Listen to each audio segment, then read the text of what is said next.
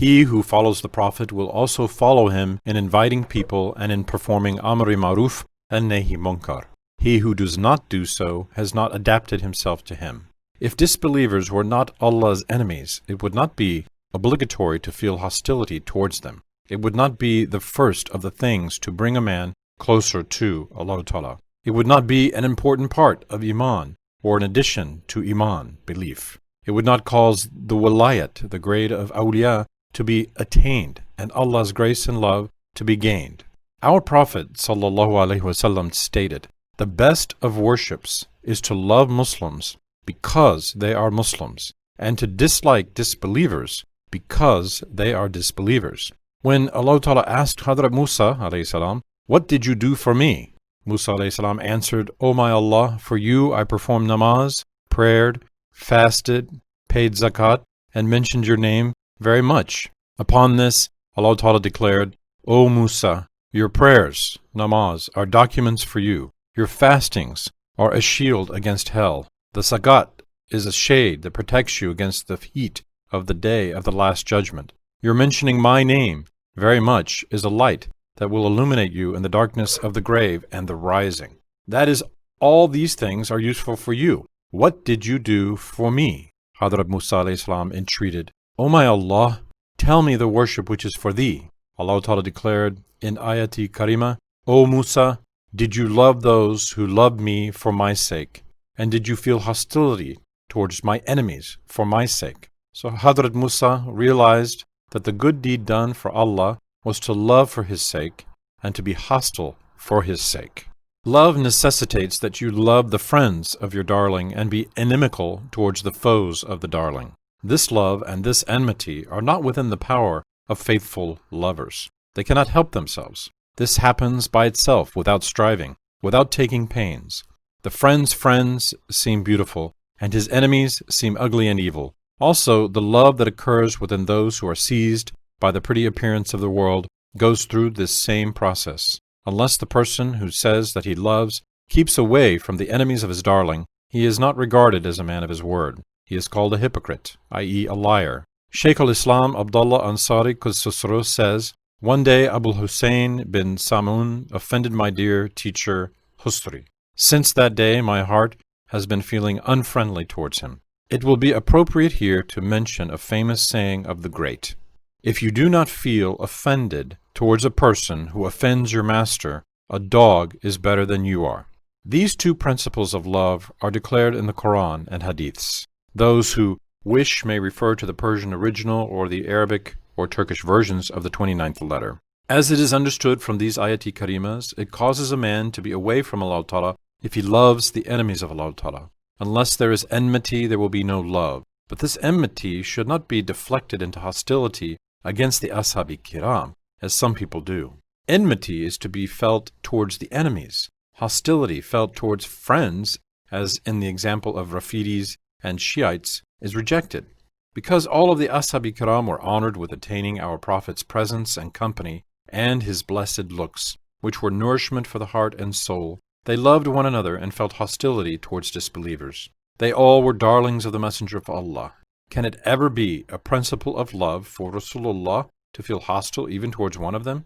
Don't those who say so betray their enmity instead of showing their love? Question. Of the great awliya, Qadasallahu ta'ala asrarahum al-aziz, those who believed in Wahdat-i Wujud said that everything in this world is a mirror reflecting Allah Ta'ala. In everything, nothing besides the perfect attributes of Allah Ta'ala can be seen. Then, isn't it necessary to deem everything good, to love everything, and not to deem anything bad? There is a saying, no absolute evil exists in the world. The pantheistic philosophy of Spinoza, a Dutch philosopher, is based on a plagiarism from Muslim books on Wahdat-i Wujud.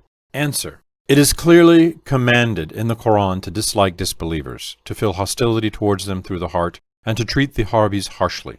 Harbis are a class of disbelievers explained at the end of the 20th chapter. It is out of the question to doubt this. No matter what disbeliever's essence is, it is fard, obligatory, and necessary for us to adapt ourselves to the Quran. Our business is with the Nas, not with the Fus. That is, our task is with the Quran al-Karim and Hadithi Sharifs, not with the books of the awliya. For example, Hadrat Muhyiddin Arabi's kashfs that are contrary to the Quran and the Hadiths, which he communicates in his book Fusus, cannot be documents for us. On the Day of Judgment, being saved from hell and attaining salvation will depend on the Quran and Hadiths, not on the books of the awliya. Fancies, dreams, kashfs, and inspirations that occur to the hearts of the awliya cannot take the place of the Quran and Hadiths. Those with erroneous kashf or inspiration have to adapt themselves to the Quran and Hadiths and act in accordance with the Quran and Hadiths, though they may not conform with their conscience and kashf.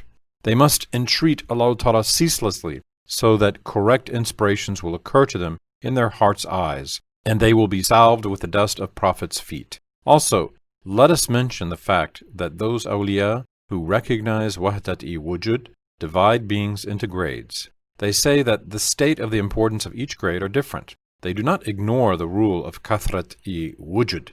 Kathrat-i-Wujud means to know of the existence of creatures as well, to know both the Creator and His creatures. The rules that are put forth by recognizing the existence of all beings are called the rules of Kathrat-i-Wujud, plurality, which is the basis of Islam. They know that to relinquish it is to be a renegade, i.e., to abandon Islam. Since performing Amri Maruf and knowing the sinners and disbelievers are as evil are rules of Kathrat-i-Wujud, as the other rules of Islam are, they deem those who ignore them as mulhids or zindiqs. A mulhid is a person who does ilhad, which in turn means to misunderstand one or more parts of the Quran al-Karim and thereby go out of Islam.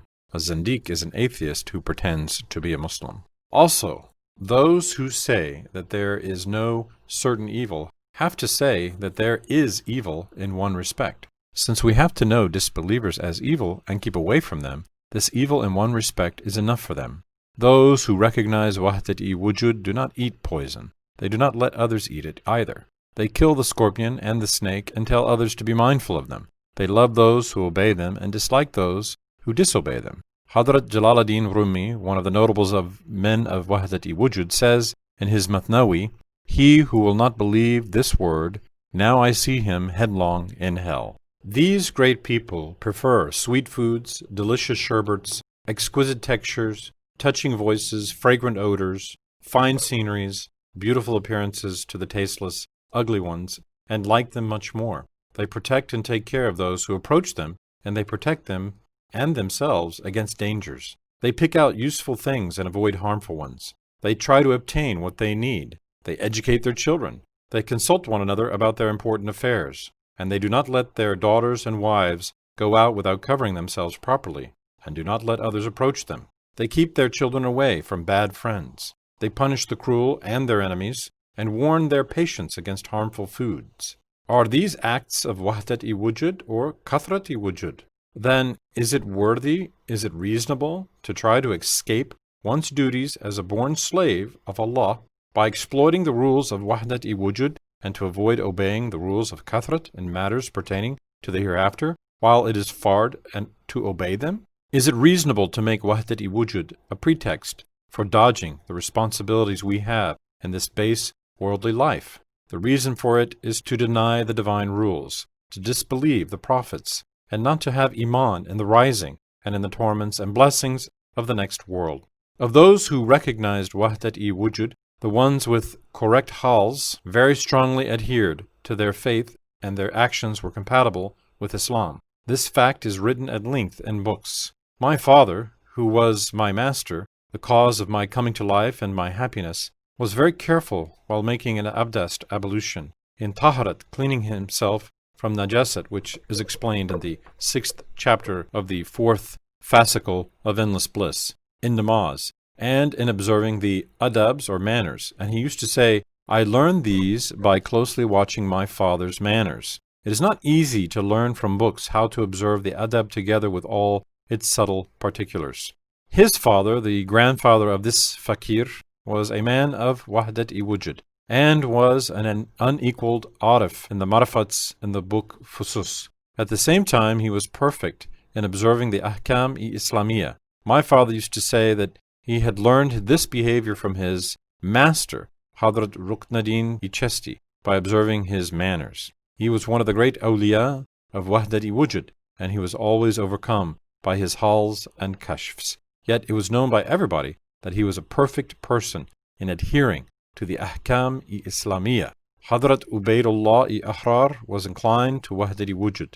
Yet he was matchless in adhering to the Ahkam-i Islamiyya and in spreading the religion, the Ahkam-i Islamiyya. He often said, "If I were a sheikh, no other sheikh would find a disciple for himself. But I was commanded to spread the Ahkam-i Islamiyya, not to become a sheikh."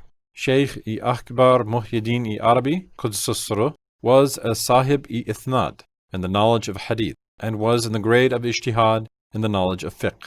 He used to say, "With our Prophet's command, call yourself to account for your conduct before you are called to account." Some sheikhs call themselves to account every day and every night for what they have done. I have surpassed them in this accounting. I call myself to account for what I have thought, as well as for what I have done. Sultan ul-Arifin, Bayazid-i Bastami, and Sayyid-i-Taifa, Junayd-i Baghdadi, Qudsas Sirahumma, who may be said to be the founders and the leaders of Wahdat-i Wujud, adapted themselves to the Ahkam-i Islamiyya from head to toe. When Bayazid performed namaz, the rattling of the bones in his chest would be heard.